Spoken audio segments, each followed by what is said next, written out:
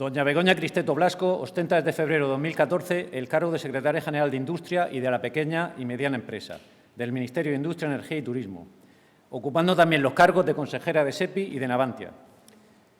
Licenciada en Ciencias Económicas y Empresariales por la Universidad Autónoma de Madrid, pertenece al Cuerpo de Diplomados Comerciales del Estado, al Cuerpo Superior de Técnicos Comerciales y Economistas del Estado y al Programa de Liderazgo en la Gestión Pública del IES. Entre sus cargos anteriores hay que destacar los de Secretaria General de la Agencia Española de Cooperación Internacional para el Desarrollo, Subdirectora General, Jefe de la Oficina Presupuestaria del Ministerio de Ciencia e Innovación, Consejera Económica y Comercial, integrante de la Misión Diplomática de España en Estados Unidos, Subdirectora de Oficinas Económicas y Empresariales y Coordinación Territorial de la Secretaría de Estado de Turismo y Comercio y Consejera Delegada de la Empresa Nacional de Innovación y de la Sociedad Estatal para la Promoción y Atracción de Inversiones Exteriores. Ha sido profesora de Comercio Internacional en los cursos DBA, MBA y Curso Superior de Dirección de Comercio Internacional de la Escuela de Negocios CaixaVigo, la Facultad de Ciencias Económicas y Empresariales de Santiago de Compostela e ICADE. Ha participado en numerosas publicaciones especializadas y es coautora de varios libros publicados por el Ministerio de Comercio y Turismo. Tiene la palabra la Secretaria General de Industria y de la Pequeña y Mediana Empresa, doña Begoña Cristeto Blasco.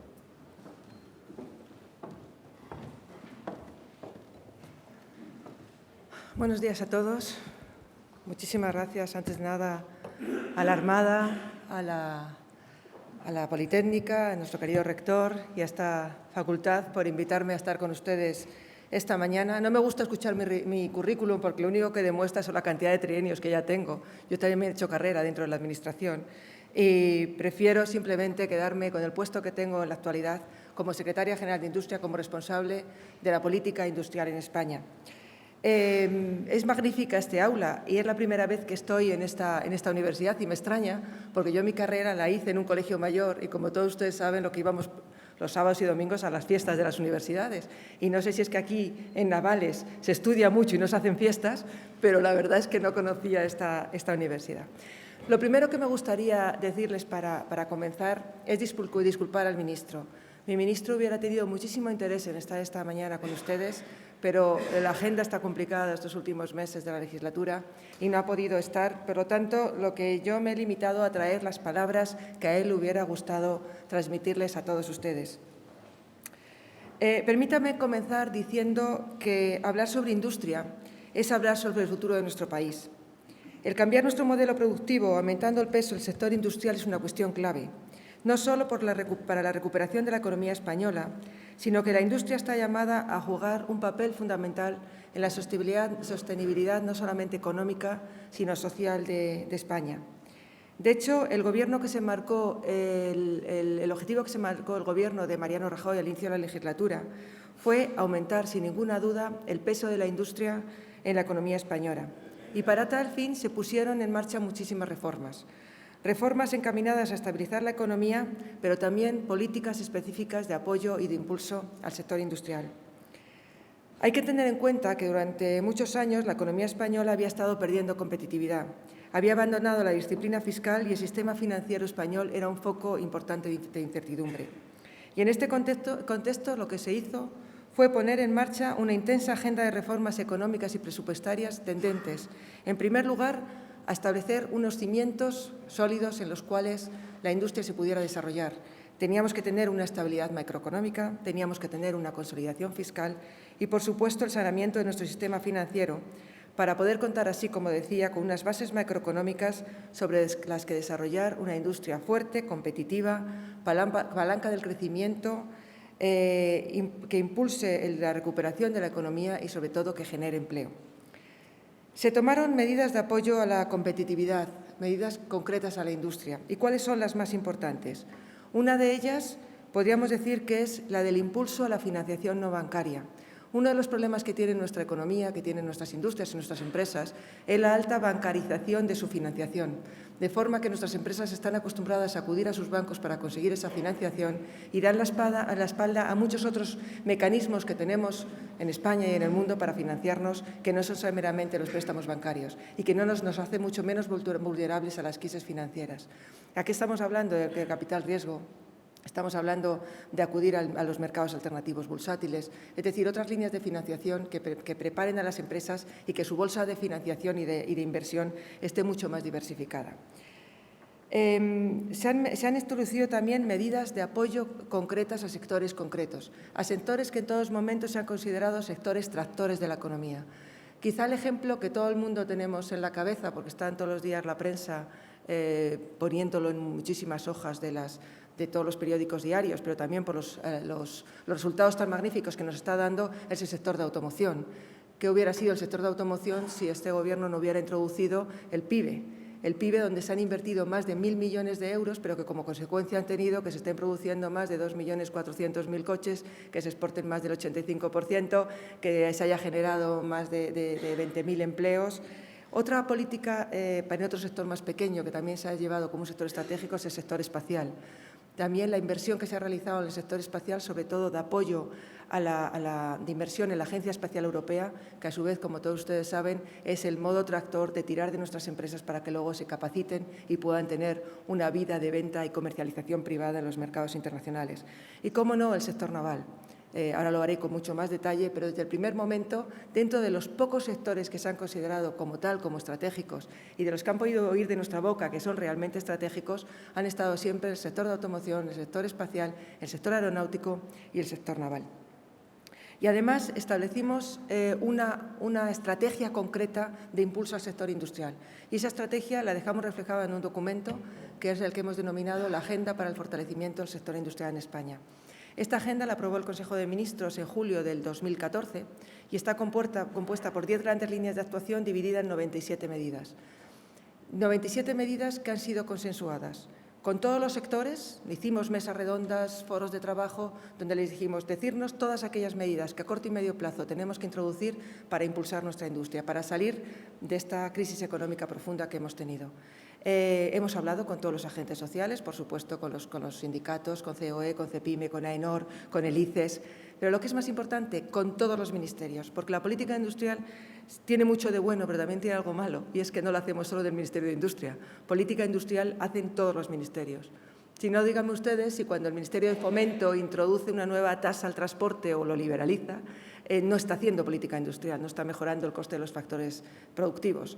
Díganme si el Ministerio de Medio Ambiente introduce una tasa ambiental, no está haciendo política industrial. Y no hablemos ya del Ministerio de Hacienda, ¿no?, donde todos tenemos que acudir para poder financiar nuestros proyectos. Por lo tanto, lo que conseguimos en esta agenda del fortalecimiento para el sector industrial en España fue el consenso de todos los ministerios para que esas 97 medidas que están ahí reflejadas se iban a poner en marcha en el corto plazo, se iban a poner en marcha dentro de esta legislatura. Bueno, pues hoy ya sí que puedo anunciarles que prácticamente el 92% de esas medidas están todas en marcha. Más de un 40% están terminadas y hay muchas de ellas que que no tienen fin. Es decir, tienes que seguir introduciendo medidas, pero hemos llevado a cabo pues, planes y vehículos para poder fortalecer nuestra industria. Estamos viendo pues que el esfuerzo que hemos hecho todos los españoles y que hemos hecho todas las empresas y que hemos hecho desde la Administración no están siendo en vano, ya que estas reformas difíciles y complicadas adoptadas a lo largo de estos años están dando sus frutos.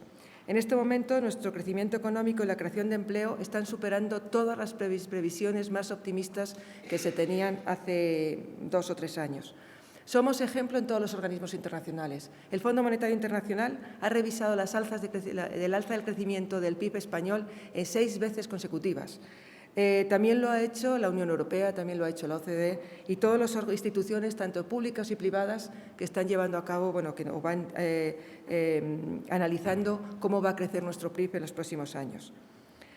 La economía española, estamos viendo en la prensa, está liderando el crecimiento económico en las grandes zonas, en la gran zona euro, en la gran zona europea. Hemos recuperado la senda de crecimiento. El año pasado crecimos un 1,4%. Y cuando tengo que añadir a continuación qué es lo que vamos a crecer en el 2015, yo ya no me atrevo, porque la verdad es que cada mes, cada 2 meses, se van dando cifras mucho más optimistas de cuál va a ser el crecimiento de nuestra economía este año.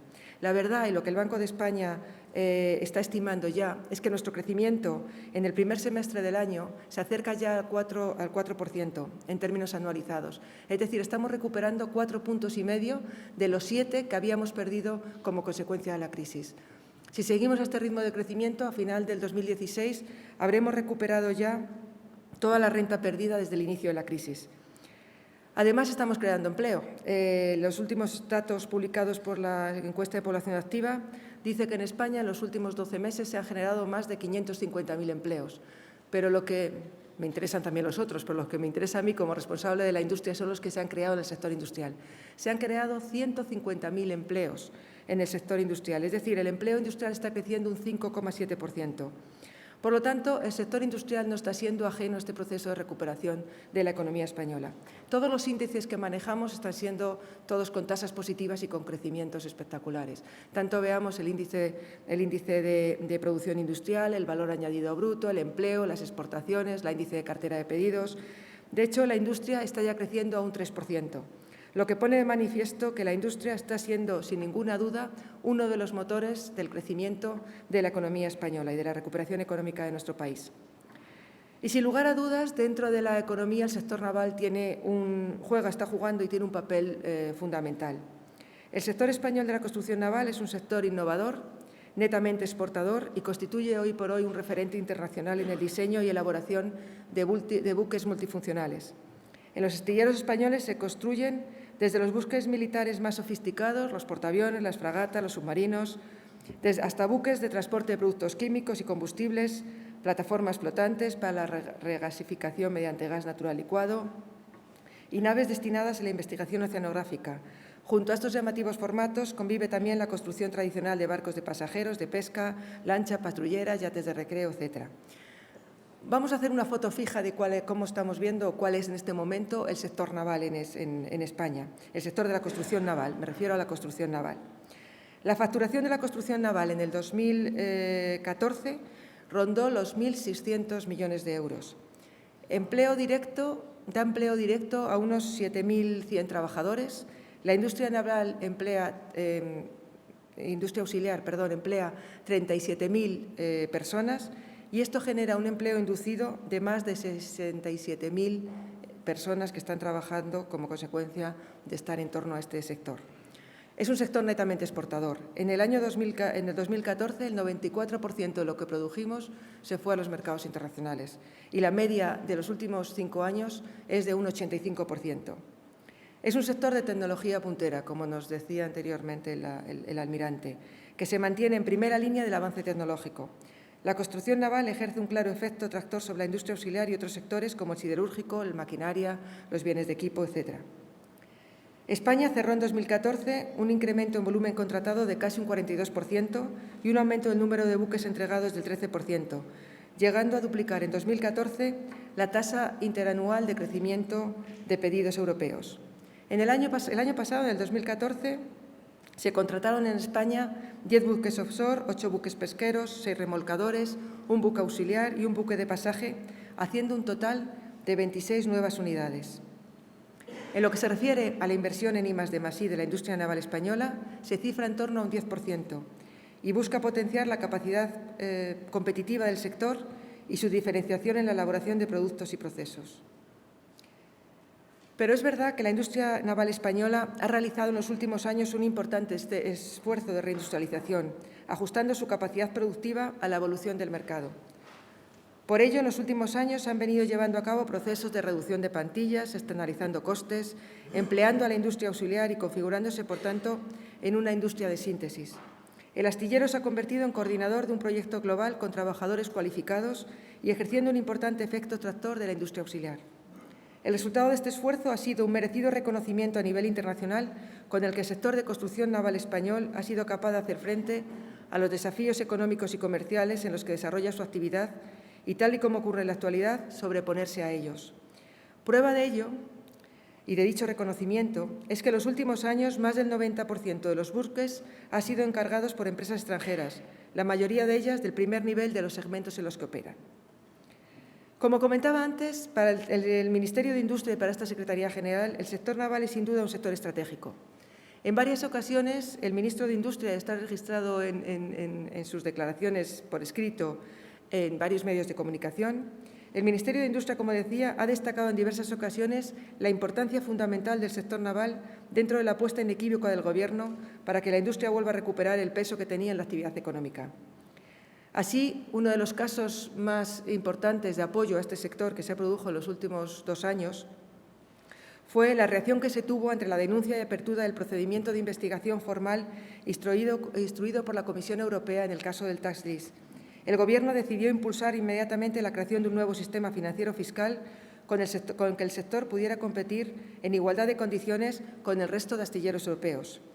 El sistema es hoy una realidad, después de mucho sufrimiento, también hay que decirlo, pero lo demuestran las cifras y ha sido utilizado en los últimos año y medio en 21 operaciones que están llevadas a cabo, 21 operaciones ya firmadas, tenemos bastantes más en cartera, 21 operaciones firmadas por los astilleros privados españoles, con los contratos que suman más de 480 millones de euros y que suponen más de 2.100.000 horas de trabajo empleadas en nuestros astilleros. La validación por parte de la Comisión Europea del sistema de amortización anticipada para activos del inmovilizado material de más de un periodo de años de construcción y, por tanto, también aplicable a buques y el esfuerzo competitivo de los astilleros españoles han contribuido a registrar una mejoría en el nivel de nuestras contrataciones, logrando poco a poco que el sector haya recuperado su nivel de actividad. El Ministerio seguimos manteniendo muchas ayudas al sector naval, en concreto las ayudas a los proyectos D+D+I y la innovación que se realiza en los astilleros, en cumplimiento con la normativa comunitaria. Para ello, desde el comienzo de la legislatura, el Gobierno solicitó a Bruselas 2 instrumentos, un nuevo régimen de ayudas para la I+D+I y un nuevo régimen para subvencionar el tipo de interés de los préstamos concedidos por las entidades financieras a los armadores que contraten con nuestros astilleros, que, como saben, se reduce a una subvención de 1 punto del tipo de interés que se fije en cada momento. Tras la modificación de la normativa comunitaria de finales de 2014, estamos tramitando un nuevo régimen de ayudas a la I+D+I para que entre en vigor en los próximos años. El presupuesto necesario para ello está asegurado, ya que se han destinado 11.700.000 euros en 2013 y 48,6 millones de euros en el 2014 para el Fondo de Reestructuración del Sector, que, como ustedes saben, es el instrumento de pago de las ayudas de I+D+I. En 2013 abonamos 5,5 millones de euros para proyectos de I+D+I a los astilleros y 6,6 millones de euros en 2014. En el primer semestre del 2015 ya llevamos abonados cerca de 4 millones de euros. En lo que se refiere al pago de subvención de intereses de préstamos a los armadores, durante los 2 últimos años se han atendido pagos por compromisos superiores a los 200 millones de euros. Pero el esfuerzo del Minetur ha ido mucho más allá del esfuerzo presupuestario directo sobre el sector y sus armadores. Así, y para facilitar las operaciones de financiación de los créditos navales, desde la Secretaría General de Industria se impulsó la constitución de un nuevo Fondo de Garantías Navales para el sector, que actualmente está dotado con 65 millones de euros y que ya está garantizando operaciones de contratación de nuestros astilleros en el mercado internacional. Seguimos impulsando también otros instrumentos horizontales, negociando con otras instituciones, entre ellas destaca el apoyo de CESCE para el aseguramiento de las entidades financieras en sus préstamos al sector para operaciones de exportación, así como la utilización del Fondo para la Internacionalización de la Empresa, el FIEM, en la concesión de préstamos a bajo tipo de interés en condiciones OCDE a los armadores contratantes en países objetivo. En paralelo, estamos también trabajando en la apertura de nuevas vías de financiación, como son la utilización de los préstamos del Banco Europeo de Inversiones para los proyectos de exportación armadores comunitarios dentro de la gran cantidad de presupuesto que hay en el famoso y ambicioso Plan Juncker.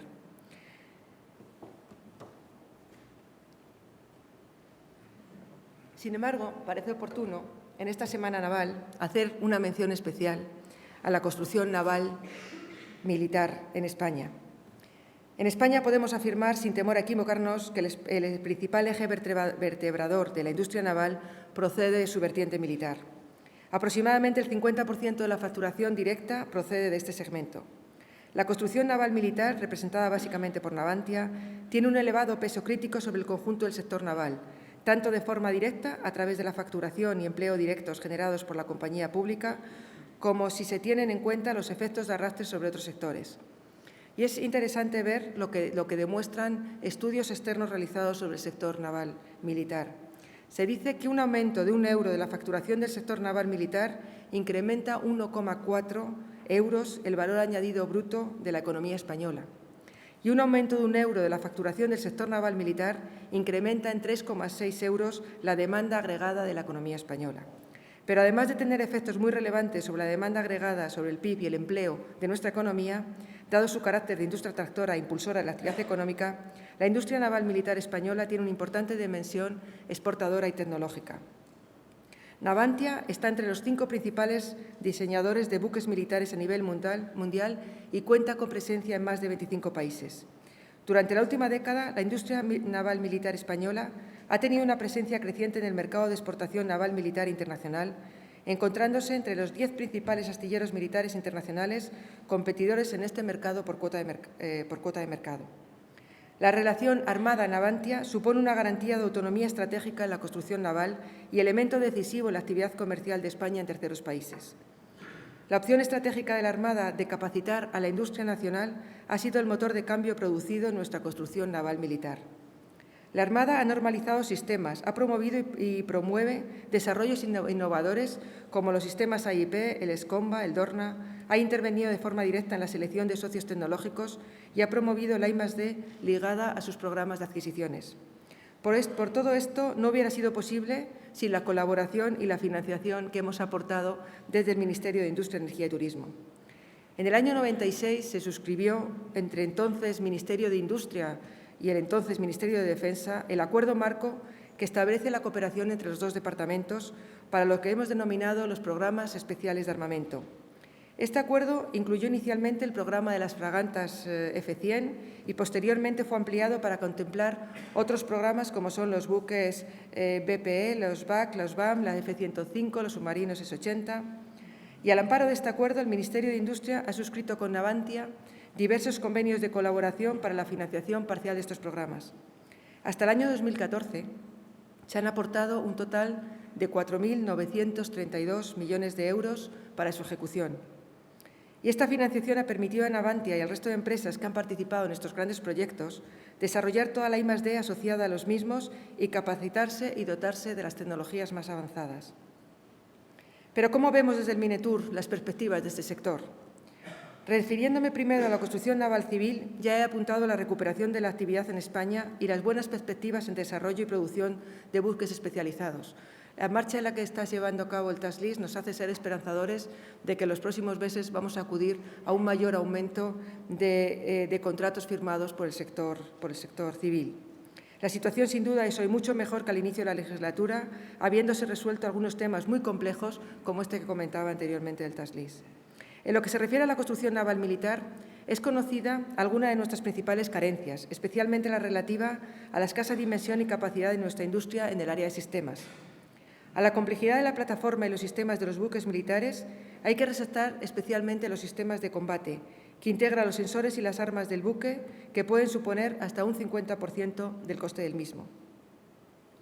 El desarrollo del sistema de combate de la Armada ESCOMBA ha supuesto un importante paso para paliar esta debilidad, y la Armada, junto con la industria española, ya se plantea nuevas metas y proyectos más ambiciosos en este ámbito.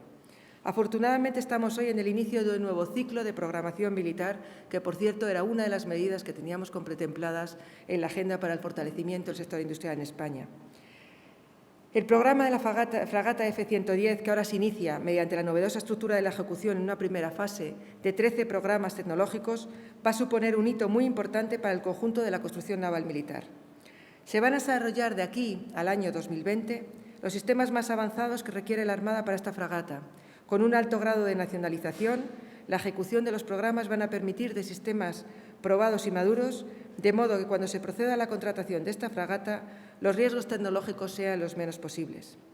Desde el Ministerio de Industria vamos a participar en la financiación de estos programas tecnológicos con préstamos que hasta el año 2020 van a ascender a los 174 millones de euros. Las apuestas tecnológicas realizadas por Navantia y las empresas que con ella participan en estos grandes programas navales militares han sido arriesgadas, pero hemos de reconocer su éxito en productos tales como las fragatas tipo F-10 o los buques LHD. Es, por tanto, necesario proseguir por este camino de innovación, la tecnología, la eficiencia, la competitividad Y, sin duda, las nuevas F-110 va a suponer un nuevo y decisivo avance tecnológico para nuestra industria. No debemos olvidarnos que muchas de las tecnologías que se desarrollan en estos grandes programas navales militares tienen un carácter dual y existe un fructífero trasvase de conocimientos a aplicaciones civiles. Me estoy refiriendo concretamente a la ciberseguridad y a las tecnologías de la información y las comunicaciones. Estos ámbitos han invadido nuestras vidas diarias, nuestras industrias y también han originado una revolución en los sistemas navales de defensa y en la propia construcción naval. La industria se ve abocada a evolucionar a productos y servicios cada vez más complejos, con mayor incorporación de tecnología, más automatizados y más robotizados. La construcción naval requerirá de astilleros y un tejido industrial que tendrán que sufrir una profunda transformación, una transformación que les convierta en lo que se ha dado a llamar el astillero 4.0, el astillero inteligente del futuro es un astillero digital.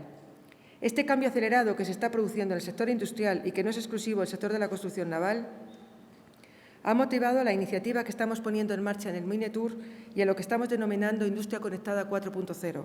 Lo que estamos analizando cuál es la estrategia de España como país para poder digitalizar nuestra industria, para podernos poner al frente de la estrategia de este país en lo que se está dando en llamar, pero que es un hecho ya cierto, la cuarta revolución industrial.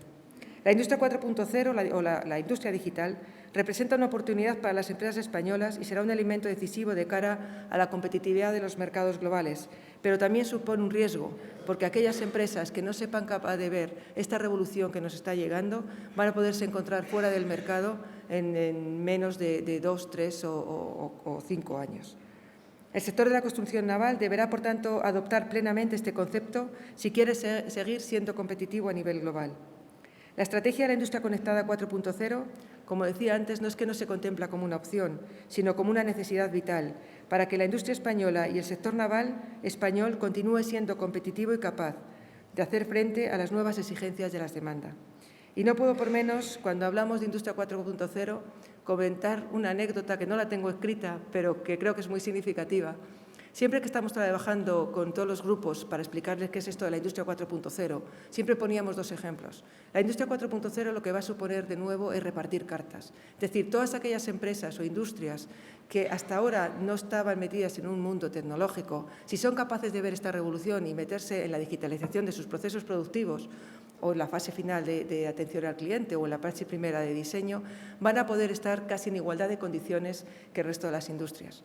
Otro ejemplo que nos ponían las empresas, dice, bueno, esto es como si saliera el safety car, es decir, como si en una carrera de Fórmula 1 a todos los participantes los colocan en el mismo nivel porque se produce un hecho puntual, en este caso un accidente que te hace colocar en las mismas situaciones. Y yo contaba siempre estas dos anécdotas y en la jornada de presentación de nuestra estrategia con el ministro Álvarez Payete, el consejero delegado de Telefónica, me dijo cuando me senté en bajito, Begoña, ese ejemplo es muy malo. Digo, ¿por qué es muy malo? Si es muy gráfico para que la gente lo entienda. Dice, no, porque el safety car sale como consecuencia de un accidente que se ha producido de mercado. La revolución que se está produciendo en Industria 4.0 no es un accidente, es un hecho cierto que está viniendo. Y además no coloca a todos en la misma situación, sino que lo que hace es que aquellos que estén mejor preparados son los que van a poder salir con más velocidad en esta revolución. Dice, el mejor ejemplo es el siguiente. Y se acuerdan de todos ustedes de Félix, el apellido no lo puedo pronunciar, aquel señor que decidió tener un objetivo y ese objetivo era subir lo más alto posible a la estratosfera y lanzarse para ser el primer lanzamiento en caída libre. Se buscó, tenía un objetivo, se buscó la mejor tecnología para poder subir, se buscó financiación, si no recuerdo mal fue Red Bull el que se le financió ese proyecto, subió hasta arriba y estoy segura que todos ustedes recuerdan ese momento en el que se asomó a la cápsula y todo se tira o no se tira, se tira o no se tira y se tiró. Y se tiró porque no tenía opción, porque ya dentro no le quedaba oxígeno y no tenía forma de bajar si no era tirándose.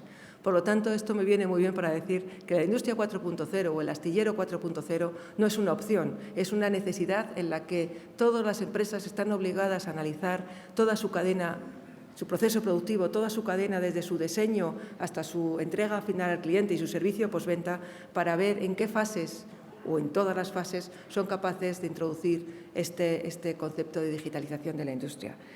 Y simplemente ya para terminar, decirles que la voluntad del Ministerio de Industria, como creo que lo hemos demostrado a lo largo de todos estos años, es seguir colaborando con la Armada y con todas las empresas del sector para que este sector pueda seguir produciendo y exportando productos competitivos e innovadores, preservando la tecnología, los puestos de trabajo y contribuyendo a que la industria en general alcance las cuotas de desarrollo que nuestro país y nuestros ciudadanos merecen. Muchísimas gracias.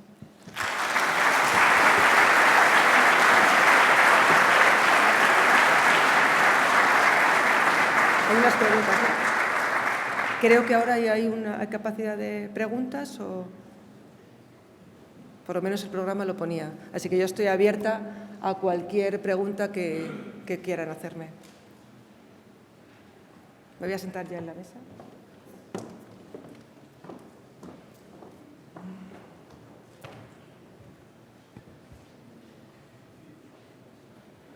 ¿Algún interés en ustedes? ¿Hay alguna pregunta? Sí.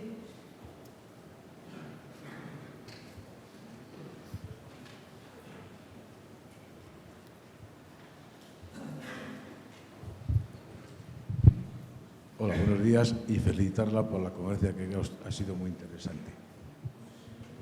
Sí. Yo tenía una pregunta. Nos ha contado, le hemos escuchado hablar de lo que ha hecho el Gobierno para el tema de industria naval, la reestructuración en industria naval, una serie de cosas que creo que son importantes. Lo que sí me preocupa es, hace unos años, Izar hizo 6 metaneros, que los hizo francamente bien, metaneros que han funcionado estupendamente y funcionan estupendamente. Con eso, con la creación de Navantia, Navantia salió del mercado del gas.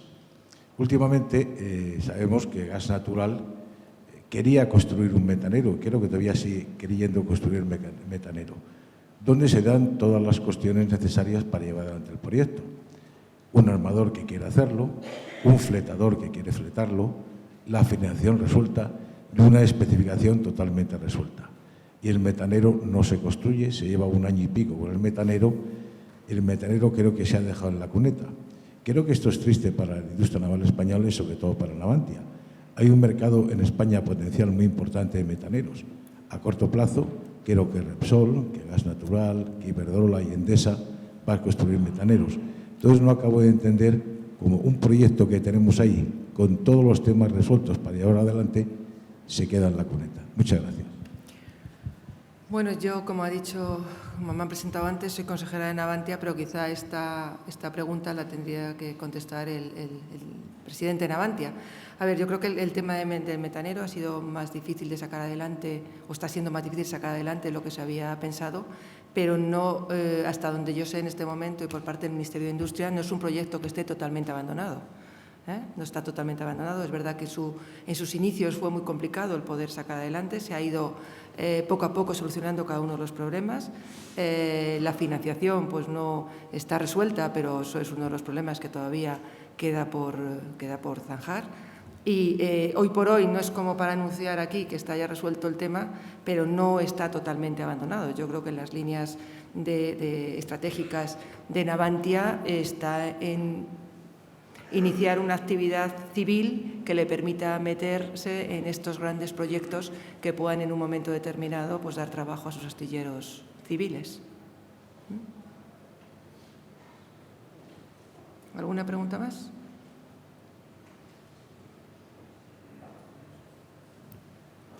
Pues muchas gracias por su atención. Gracias.